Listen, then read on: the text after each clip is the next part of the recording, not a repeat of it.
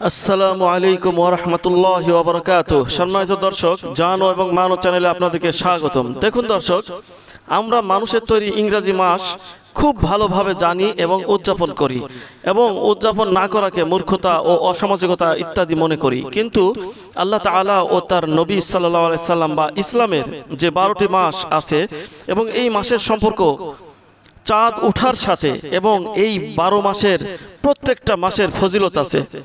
এবং একটি বড় আমল রাসূল করিম সাল্লাল্লাহু আলাইহি সাল্লাম আমাদেরকে শিখিয়ে দিয়ে গিয়েছেন যে যখনই মাসের শুরুতে চাঁদ দেখা যাবে তখনই চাঁদ দেখেই একটি দোয়া পড়তে হবে, আর এই দোয়া পড়লে অনেক অনেক ফজিলত।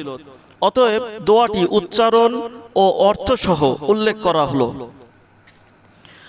আল্লাহুম্মা আহিল্লাহু আলাইনা বিল ইয়ুমনি ওয়াল ঈমান ওয়াস সালামাতি ওয়াল ইসলাম ওয়াত তাওফীকি লিমা তুহিব্বু ওয়া তারদা রব্বি ওয়া রাব্বুকা আল্লাহ।